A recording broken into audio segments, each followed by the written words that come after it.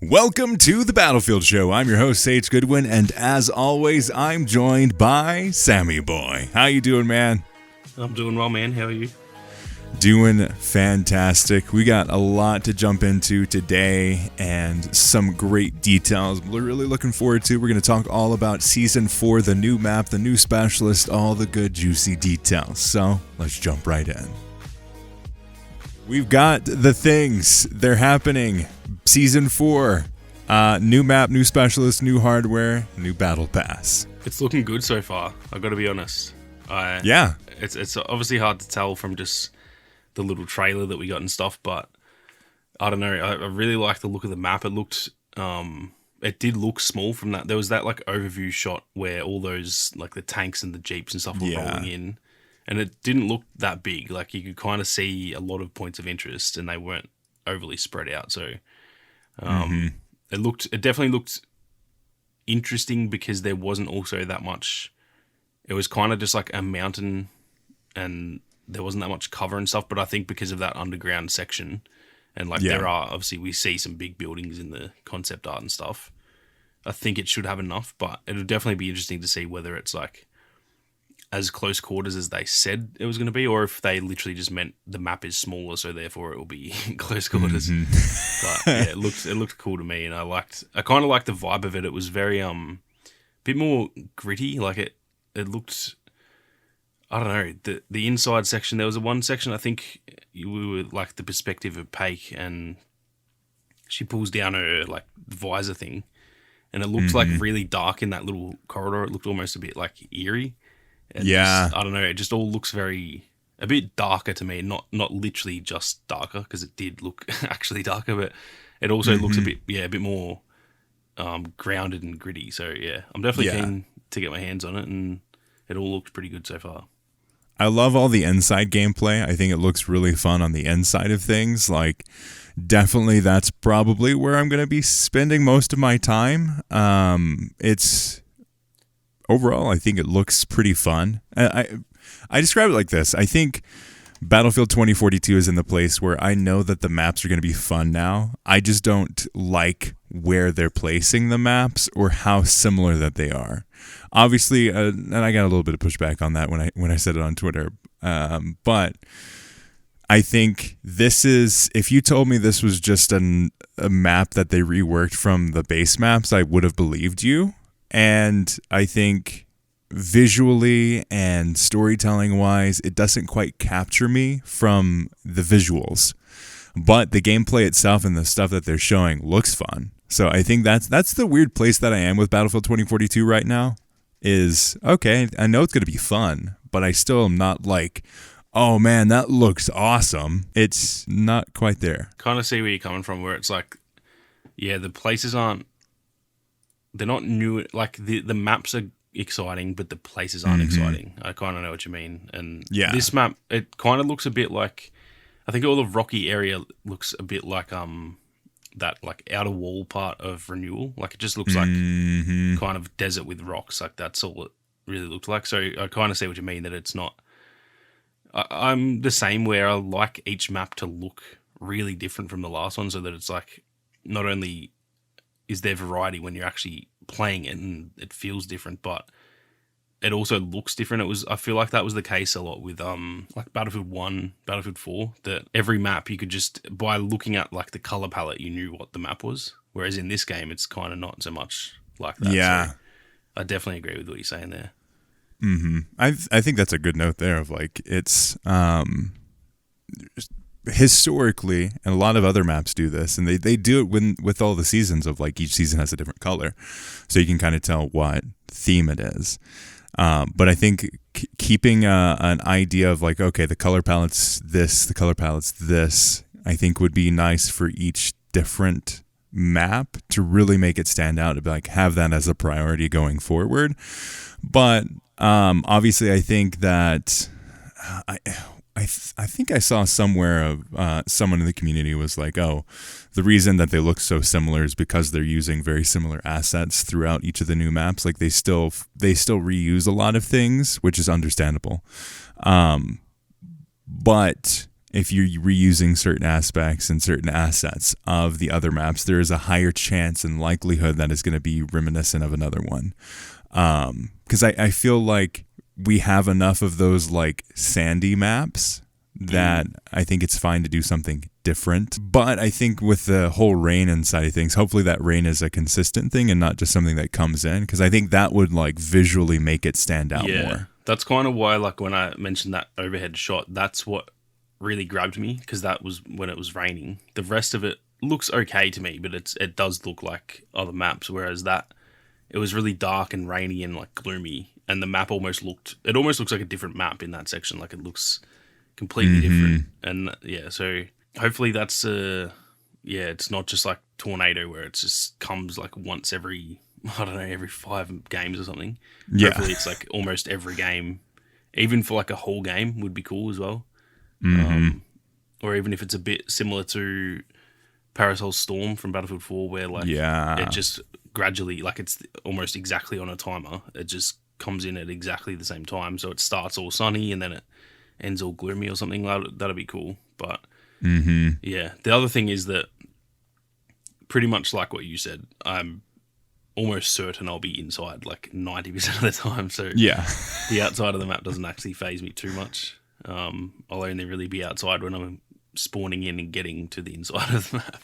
I mean, that was the same thing with Stranded of like, there's that outer map. Like, this is hardcore Stranded and Discarded vibes. Similarly to Stranded, I spend probably 85% of my time in the ship and not the not the outside areas. Yeah, it's definitely got that vibe for this map that it's going to be, which is good. I think everyone will be thinking that, and I think that means there's going to be chaos in there. So it's not the city map that you and I have been desperately begging for, but it looks like it will be, at least in terms of gameplay, it will be that type of map, like just chaos, which I'm very excited for. Oh yeah, it definitely looks really fun, and I think, again, that's what I said on Twitter of like, I think it looks really fun. Like, I don't want to take that. Like, I think they've been doing a really good job with the map layouts and making them fun over the past, let's see, all of the new maps really. They've made them pretty fun to play and unique up to this point from the base maps. Except for maybe Stranded. I'd say Stranded and this one are definitely more similar to the base maps. Spearhead definitely stands out from the rest of it. And I think that Exposure is also one of those things that it definitely stands out visually from the rest of it. And hey, I'm looking forward to playing it. I'm looking forward to the experience of getting everything into it. It's just, that's the one thing I noted of like, oh man, the map doesn't look cool, but it looks fun. Yeah, and that's the thing also that, because I almost feel like that every time a map gets announced, because once when we haven't played it, all we can judge is its visuals. Like, we're just looking at it. So I'm always kind of like that too, where it's like, they don't, maybe Exposure, but even Exposure, because a lot of the gameplay we saw was like the inside section, and it's like, it's just all grey. So even that, and even Spearhead, actually, I wasn't that ecstatic by the look of that. And then once I played, I think almost when it's really fun, in a weird way, it looks better as well. Like, you kind of go, it doesn't look that bad. So, because I remember we were both the same with Stranded. I remember kind of saying, oh, that map's look really boring and just like looks like discarded. Once I played it, I was like, oh, it's actually got a bit more color to it, and yeah, it's fine. So I'm sure that'll happen with this one again. But yeah, definitely the same first impressions, which I guess is just always going to happen. Once we play it, we can actually judge it. But when we can't play, all we can judge is how it looks, and it's not the most striking map by the aesthetic of it. Yeah, I'd say that's like the theme of Battlefield 2042 when it comes to their maps. It is visually the boring choice. Like, if you say, oh, we're going to make a map in Sweden, like, oh, okay, that could be pretty cool. Or we're going to make a map in South Africa. Okay, that could be pretty cool. Or like Stranded, like it's going to be a close quarters map. Oh, that could be cool. And ultimately, so far, they turn out to be really fun. Are they cool? No. but I think they're prioritizing the gameplay over the actual aesthetics, which I think is a good decision. Yeah. But I don't think there has to be a one or the other choice here. Yeah, exactly. I think they can both be cool looking and play well and fun. Yeah. I wonder if they're like internally thinking that, this is like almost apocalyptic type setting, so we're not going to pick like pretty places to fight in. Maybe that's their thought process there, because a lot of it is, like discarded and stranded. It's just like these, deserted areas where there used to be water and it probably used to look really nice and now it doesn't. Like maybe that's what they're going for, a bit more of a apocalyptic type feel, which I kind of get, but it's also, it's not the actual apocalypse. Like this isn't like, there is still civilization to some extent. Also, it works in the reverse too. Like, the change in the environment and the ecosystems doesn't all erase all of the water. Like you can have a place that's just like flooded, like in the cinematic trailer that they showed. Exactly. Like that would be an awesome map to have. And also like having stuff overgrown. So like imagine Kaleidoscope, but if there's I know in the story, like that's a bad example because in the story, like people have only just left that city, but having a city that's like a bit overgrown, so it's actually the opposite. Instead of looking worse, like I think overgrown cities look almost cooler and like more, they're more vibrant. There's just greenery everywhere and stuff like that. So they could have gone the other way too, where it's like, imagine that if we ever got that London map that we see in that Exodus film. Imagine that with like, it's all flooded and then there's like vines growing over the buildings and stuff. Like it could also go the complete opposite way, obviously, depending on the climate. Because a really hot place, obviously, it is going to be dry if it's all, there's a drought and all the water's gone. But then there are places in the world where obviously that's going to be the complete opposite and it will just be like flooded and way too much greenery and stuff. So it's a weird choice, but like you said, I think for me, at the end of the day, the as long as the map plays well, it could literally be a grey box for me, and I'm just like, whatever. It's fun to play, so that's all that really matters. The aesthetic is more just like the cherry on top, which hopefully with the more maps that they add, if they're going to add more past Season 5, hopefully they can try to improve the look of them, but it's more like a nitpick from me. It's like, I really would like that, but I'm not going to have a whinge if it looks a bit boring, because as long as they play well, that's all that really matters. Yeah, at this point in the Battlefield 2042 life cycle, that's more what I care about.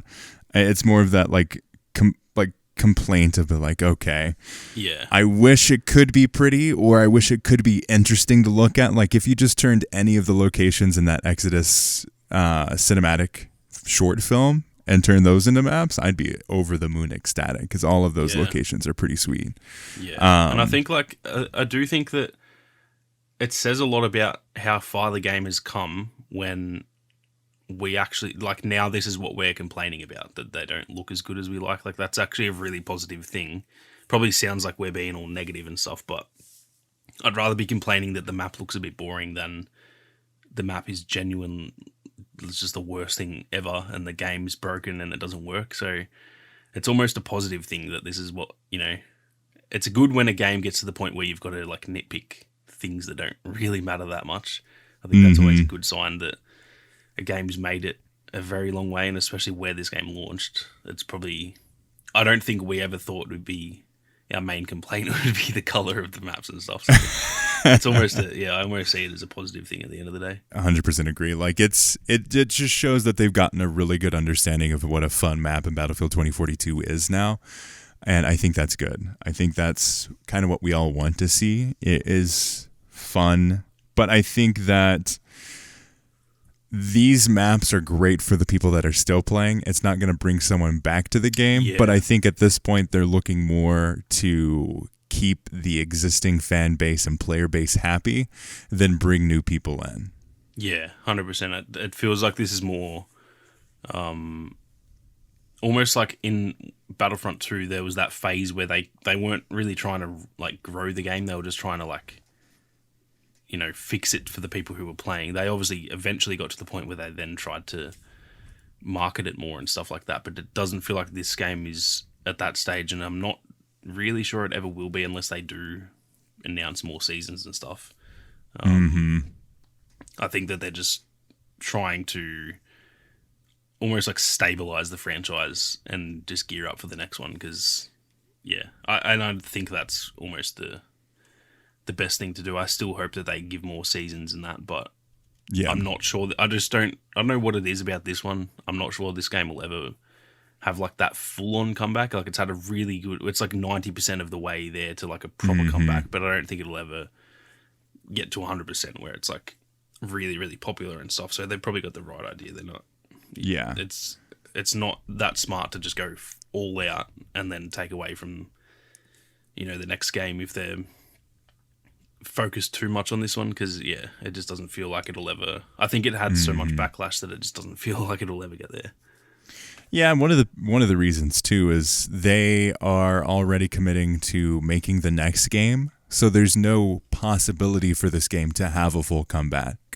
To make this game a full comeback, you'd have to put in the work and marketing and all of the other pieces running on full steam to bring this game back from where they would probably want it to be financially to make sense. Like, you'd have to step up the marketing. You'd have to have better communication. You'd have to have more frequent updates and more content in between the big content drops. A deeper understanding of a live service in Battlefield and telling that story in the cameos or the little short stories or anything like that in the video format. Like, you'd have to make a full effort of it and not just, okay, we'll drop an update and then a month later we'll drop another update and then a month later we'll drop another update. And then in between that, obviously they are now having the podcast, which is a good level of discussion. They now have more social media presence, which is good.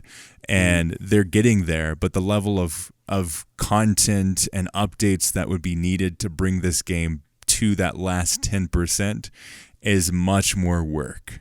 Yeah, it definitely feels like the game is in correction mode than growth mode, I would say. Like, they're in let's fix it and get out after, how many more seasons, rather than this is the future. Like, it doesn't feel like that's the case, which, again, I don't blame them. I completely see where they're coming from with that decision. Yeah. Oh, yeah. Switching gears a little bit, what are your thoughts on the new specialist? She looks interesting. Yeah. I'm actually really keen to see. It's really weird because I don't, my thoughts on the specialists, and yeah. I know that I'm just going to keep playing like McKay and Sundance and that, but yeah, she interests me enough that I will definitely give her a go and see how she goes. And she seems like a good enough addition. I'm not going to. There's some of them have been a bit like, they don't seem that interesting, but she seems like she has a place in the game, so. Yeah, I'm keen to see. And I think her design looks cool too. She just looks like a cool character. So some of them have looked a little like Crawford for me, and Liz both looked pretty boring, if you ask me. But she actually looks like she's, I don't know, I like her armor and her helmet and stuff. So I'm all for it.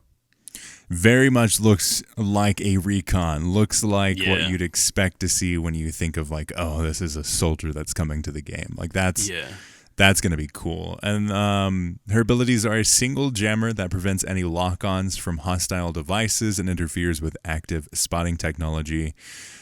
I don't think it's going to be that useful, honestly. I don't think that's the meta in Battlefield, that's going to help anything. And then our other thing is Ambush Expert makes the player impossible to spot with motion-based gadgets. Like, who's using that meta in Battlefield 2042? Yeah. Yeah, it's a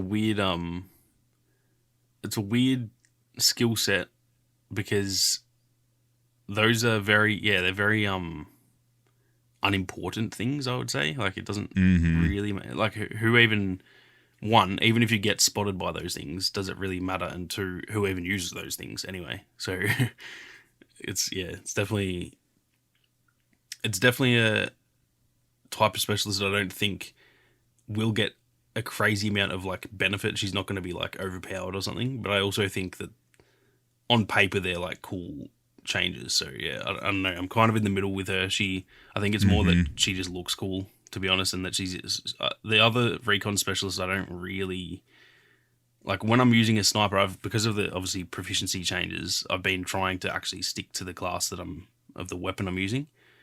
And when I go to use a sniper, I'm like, I don't really care for any of these specialists. So I think the part that makes me excited is that I feel like she probably will be my main recon. So yeah, I'm kind of torn there, where it's like she doesn't seem that exciting, but she seems more exciting than the other recons. So still a positive for me. Yeah, and it's fun. I don't think the actual play style is going to be useful for what Battlefield 2042 is. Like, if Battlefield 2042 was more of like that smaller scale, like, I don't know, mission-based multiplayer shooter kind of thing, I could see it. But that's not how most people play this game. Like, you're not over there scanning someone, or you're not like waiting for someone to trip a tripwire or anything like that. That is just not how the game is played. But I think it's fun to see a different kind of style and what that's going to look like in the game. I don't think it's going to be very impactful, but at least they're trying something different from the rest of the specialists, which is their whole point. Yeah, exactly. And it feels, like you said, it almost feels like she would have been good for Hazard Zone if that game mode wasn't completely dead. But exactly. Yeah, that is such a good point. Yeah, which is a shame. Like, that's because that is where, if that mode was really popular, that's where these specialists I would actually be really excited, because that would really change. Imagine if Hazard Zone was like, obviously it would never be as big as Warzone, but like if it was that popular compared to the multiplayer, and we get a new specialist and everyone starts actually going, oh my god, like that's going to be so crazy for Hazard Zone. Like, that's where the specialists had their place, I think. And yeah, I think the reason that specialists died off in terms of, like, I don't think anyone was ever that excited for them, but I think we were all like, I don't know, open-minded when we knew that there was Hazard Zone and stuff. I think everyone was like, I don't like it, but I'll see how it goes. Yeah, this could be interesting. When Hazard Zone died, it was like, yeah, that was the last chance they had to really shine. So it's a shame, because yeah, there's a lot of specialists that I think would have been really fun in that, and yeah, unfortunately, that's not how it ended up going. Yeah. Rest in peace, Hazard Zone. Rest in peace. Rest in peace, Hazard Zone, November 21. Yeah. Because it died literally on arrival. We barely knew thee.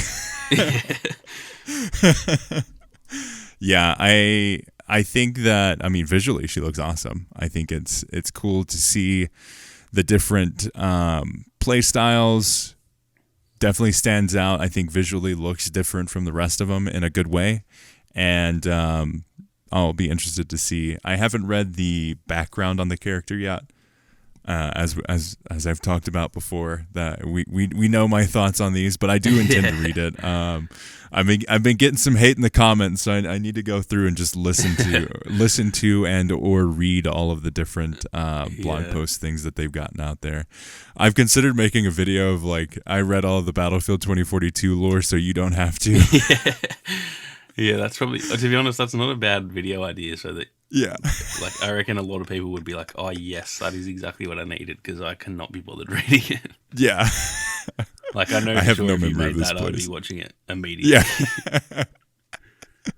I'm thinking about it. I'm gonna document my journey on this, and I'll see if I actually make a video on that. But in terms of the inner workings of the Battlefield show and content creation, that kind of stuff, we are recording the podcast early, but we do want to just kind of shout this out, because tomorrow we're getting a Battlefield, dev update, and it's a video or a stream or something along those lines. And they say this, quote, "Stay tuned for a deep dive into Season 4, 11th hour, and a sneak peek at the future." So obviously we want to bring this up, and if it does come out and it's groundbreaking news, we'll record just our initial thoughts, and then the next episode we'll go in the deep dive of what this could possibly mean for Battlefield. But I just want to shout it out that this is something that's coming up. We are aware of it, and we'll hopefully be able to get some thoughts on that in this episode. We just don't know yet, because it's releasing tomorrow as we're recording. And it's also very vague the way that they It So is. it could just be literally like a picture of the next map, or it could be, Yeah. hey, here's 3 more seasons and another 4 seasons, and we're supporting the game till 2025. Like we don't Yeah. know what we're getting, so it's gonna be. I'm definitely gonna be very interested. First thing tomorrow when I wake up, that's what I'll be checking out. I think. Yeah, I think it's going to be fascinating to see what that could be. Obviously, it could mean all manner of things. Like you said, it could just be concept art that we've already seen, or it could be, hey, this is what we're going to be doing for the next season. We're actually going to bring a specialist. It could be, oh, hey, there's 17 more seasons, and Battlefield 2042 is the next future thing, and that's what all the teams are working on, and it's not an X game. Like, it could be that whole gamut of content or whatever. It also, I was a bit nervous that if it didn't have the eye emojis, I would actually be thinking, oh god, they're going to cancel. Because that is a possibility still. Yeah. I think for me the eye emojis are what throws that, because surely they would not be that like stupid to make it seem exciting and then be like, hey guys, we're cancelling. But after Battlefield 5 PTSD and Battlefront 2 PTSD, I'm not going to rule it out. That's for sure. I wonder if it's even like a look.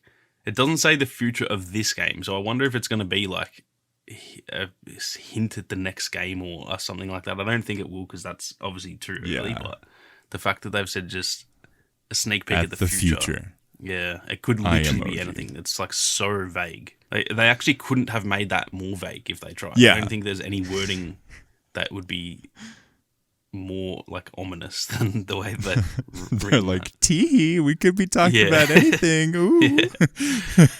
The future. Yeah. It literally could just be like a tweet saying next year will be 2024. Like, that's all it could be. It is that it would be a sneak peek at the future, for sure.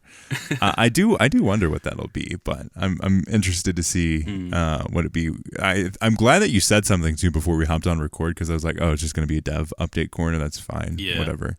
And then you said, oh, it's going to be talking about something else, and I looked at it, I was like, oh crap, how did I miss that? Yeah, I nearly missed it too. I saw the notification, and when I read new dev update, I read that as new dev corner, and I was like, yeah, I'm not watching that. But then I looked at the wording and I was like, dev update, that sounds a bit different. So then I actually read it, and then the eye emojis call me. So interesting. And it's not a live stream, it's a premiere, so it is probably going to be something pretty interesting. Yeah. They have more details on the YouTube thing. As Season 4 11th hour closes in, the Battlefield 2042 team dives deep into its features and gives you a sneak peek at the future. Get the lowdown on the up-close combat of the Flashpoint map, Recon Specialist, Tactical Squad gameplay, and the return of the class system. Plus a brief look at the season's new weapons, vehicle, and battle pass. So we'll see how it goes. Very fascinating. This is probably going to be one of those like classic Dennis Bromwell videos where he talks about the update, and then at the end he's like, oh, but wait, there's one more thing, and this is what it is. Exactly. When I actually was saying to you, I wonder if it'll be a dev corner or that type of video, that's exactly what I was thinking, like the Battlefront 2 Dennis Bromwell videos. Which used to be Freeman, obviously now Freeman. Yeah. He nailed that, actually. That sounded exactly like him. Good times they were. Oh, man, makes me sad. But I think he's launching a tabletop card or tabletop game company. Wayfinder Games or something. Because I remember all of us boys got excited by the name. Wayfinder boys. Yeah. Good times. But speaking of like vehicles and weapons, I want to get our thoughts on the weapons first, because I talked about this on Twitter. I talked about this in the Discord. I am a big fan of sidearm shotguns. Yep. I usually am not, but with this game, oh really? I don't know why. Yeah, I usually, mostly if they're overpowered, because I hate on Operation Underground and stuff, when everyone's running a shotgun. I find it so annoying. But then I think as a sidearm, they're obviously never, it's not like a full-on shotgun, so then they're a bit weaker. Yeah. Even then, I'm usually a bit sus on them, but I don't know why, but for this game, I don't care because I feel like maybe it's because I've played so much Warzone that I'm used to running 2 weapons. So now I think I'm okay with having like an assault rifle and a shotgun. I think I'm fine with that. So I'm really keen for that too. I think I'll pretty much main it at this point because Yeah. some of the pistols are decent, but I also, none of them like grab me. None of the pistols are like, I have to use this one. But I feel like this shotgun, that's just going to be so fun, especially on, if this map is so close quarters. Yeah. I think that's definitely going to be a lot of fun. Yeah, I never use the sidearm pistols unless like I'm out of ammo entirely. And thankfully, since the new updates and all that stuff, it doesn't really get to that point all that much. But I definitely am excited around a sidearm shotgun because I think that's going to be a lot more useful. And it's just going to be a fun, different playstyle because you could do like a sniper shotgun combo, and that's going to cover you close range, long range, and that's going to be great. Yeah, I think it opens a lot of. It kind of just gives you a bit more freedom to be able to, if. For example, if you want to use an LMG, but then you just feel a bit weak up close, now that's kind of fixed that. So I feel like it almost opens up your options for your primary weapon because you're going to feel a bit safer now. So I think that's what I'm excited for. Yeah, definitely. Just different kinds of play styles I think is really good, especially at this point of the game's life cycle. Yeah. Like I think you can really get into some of the more crazy loadout kinds of things. Yeah, 100%. I think it's also, it's past like I think if there's something like, if it launches with a shotgun sidearm, maybe that's a bit different because I think people would just run it the whole lifespan of the game. But at this point, it's almost like less of a worry if something's a bit broken. I don't know if that sounds dumb, but it's like if there's a bit of an overpowered meta after 18 months, it just doesn't feel as much of an issue as if that happens at the very launch of the game. I don't know why I think that way because it shouldn't matter. Like there should never be an overpowered meta, but it just doesn't bother me as much when the game's been out for a while, I think. Exactly, and I think it's that part of the game's life cycle. You can get a little crazy on things, definitely. Yeah, 100%. And then, dude, I don't know what the heck is happening to me, but I think this is the second time in a row in a new season where I'm like, man, that vehicle looks pretty fun. What are your thoughts on? Kind of the same. Not so much for the use of it, but the fact that it can spawn people. I love that. I was like, I want to be one of the guy in the little cockpit things. Like that looks fun. Yeah, I've always kind of thought, why can't they all do that? If my squad mates are in a tank, even if it's full, why can't I spawn on them and just spawn outside the tank? Like, I've always wondered that. I could have sworn it was like that in previous games. Maybe I'm wrong. I could have sworn the Battlefield 4, like you could always spawn on a tank and it would just spawn you outside it. Maybe that was earlier games. Maybe like Bad Company 2 or something. I can't remember. But I've always just, I don't know. More spawn points is good. I don't know why they have to limit, especially in this game. Like the maps are so big that just almost let me spawn where I want to, like within reason. Obviously, don't let me spawn like behind the enemy team or something. But just the more options you give me to spawn, the more enjoyment I'm going to have. Because there's nothing worse than those games where like the other team's just destroying you and you can't spawn anywhere, so you kind of just have to spawn at your deployment and then you got to run all the way in and then you just get killed and you got to redo. Like, it's just not fun. If I can spawn in the action, even if I keep getting absolutely murked, like if I spawn on this new vehicle and as I spawn, someone shoots a rocket at it and blows me up, I don't even really care because I can just spawn back. So, yeah, I'm a big fan of that. And I almost hope that, which I don't think they will because it kind of takes away the charm of the new vehicle, but I just almost hope that they change it to be like that for every vehicle. Maybe not, because I think this one can... I could be wrong, but I think this can spawn anyone on the team. Maybe the other vehicles can't spawn anyone on the team, but just squad mates. So yeah, if I'm playing with you and you're in a tank and it's full, I should just be able to spawn on you. I think I don't see any reason that shouldn't work. Maybe balancing reasons. I guess you could just have a tank that's like sitting somewhere where you can't, destroy it, and it just keeps spawning people. Maybe that's why they do it, but I'd say the likelihood of that actually happening is pretty low. Yeah, like that would happen like once in every 50 games or something, surely. Yeah, but I like it. I think it's fun, and I also love the just the fact that you have like your little pod. Like if you want to stay in the vehicle and just shoot people, you can. Obviously, you're more of a target in the vehicle than you would be just like in any other vehicle. But the fact that you can just keep on using your weapon as like a little turret, basically. Yeah. You have that option. Cool. That looks fun. Like I totally want that kind of play style, because you can do that in like the airplanes, that kind of stuff, and because of the verticality, the maneuverability of the airplanes and the helicopters and that kind of stuff, it just doesn't really work out. But you only have like one. Yeah, exactly. Like anytime I'm trying to point at something, like the dude flips upside down. Yeah. I'm like, oh, here we go.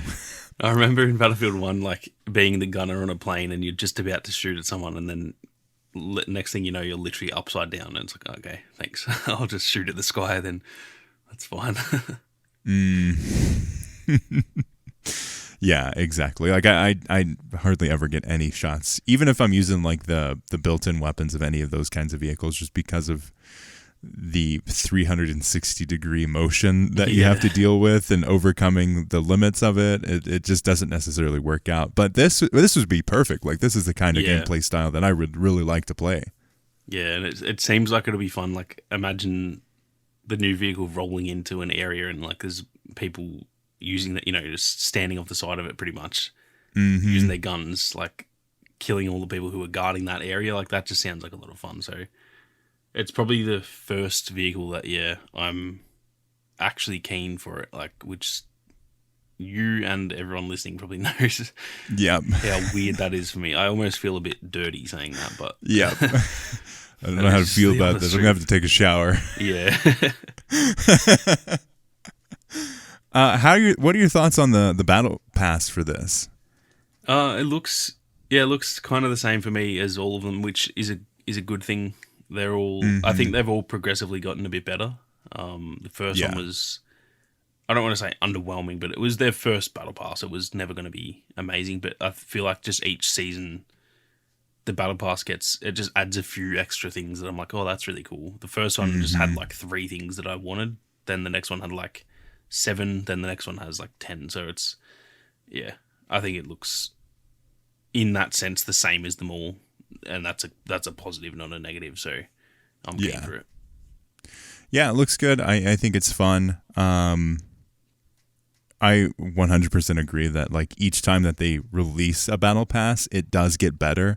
Like I feel they're slowly honing in what people want to see in that battle pass. I think the free battle pass, I wonder how, if you are listening to this right now and you don't have like the gold or ultimate editions or anything like that, let us know your thoughts on the free battle pass. How is that helping you? How is that making your experience? Because I mean, we got the ultimate editions, so we get the premium battle pass and all that fun stuff. But I wonder what that experience is like for someone who doesn't have that paid premium battle pass. Yeah, that's true. That's something I haven't, because like in Warzone I've had that sometimes I just won't buy the actual battle pass, so it's like I know what it's like in Warzone, but I haven't actually experienced that in Battlefield. I've always had the premium one, so obviously you get all the content that matters, and then I don't even really know what stuff you get, other than I know that there's a few skins and like you get a couple of those unlocked double up to XPs and 30 stuff. free battle pass rewards. Do they tell you what those are? Nope. Yeah. Yeah. I think the only battle pass I've ever bought was for Halo Infinite. Damn, which is a shame that has gone the way that it has. It was rough. I enjoyed it while it lasted. Had a good time, honestly. But there was promise, man. The one thing that I hated about it is you could not, like, with Fortnite, if you buy a battle pass and you complete all of it, you earn enough tokens to be able to unlock the next one. Yeah. They don't do that with They didn't do that with Halo when I played it. Oh, really? Yeah. So every single season, you'd have to just buy the battle pass again. And I wonder. I don't think there's a way to upgrade the battle pass on Battlefield 2042 with your credits either. I think I could be wrong, but I think you can. It's the same as like Fortnite and COD, where you do unlock enough coins. I know you unlock coins. I don't know if it is enough, but I'm pretty sure. I remember when the first one came out, and a few of the boys were asking like, "Is it worth getting?" And I went through it all and actually calculated the coins, and I'm pretty sure, at least for that season, I'm assuming it would be the same for every season. I know for season 1, you could unlock season 2 by getting, doing 100 tiers. Okay. But I also haven't checked with, I just did that first one, and then I assumed that all of them, season 2 and 3 would be the same. So I don't actually know for sure, but I know season 1 did work that way. Well, that's good to know. I figured it'd just be like, nope, you have to buy it again every time, which that's like when that happens, that's the mindset of a company that doesn't know how battle passes work or is very new to battle passes, which was exactly what 343 did. Is like they said, oh, we're going to do a live service game. And then everyone's like, oh, hey, you're doing a live service game? Well, this is what we expect. And they're like, what? That's a live service game? What are you talking about? Yeah, that's definitely, I think that's like, there is just a set of rules at this point where if you don't do the way that all the other games have done, it is like destined for failure pretty much. I think there's just a live service like rule set to follow, and everyone that hasn't done that so far, it hasn't panned out well because everyone just obviously compares it to, oh, Call of Duty does it this way, yours is worse, blah blah blah, and it's these companies need to like do the research before they try and implement their own.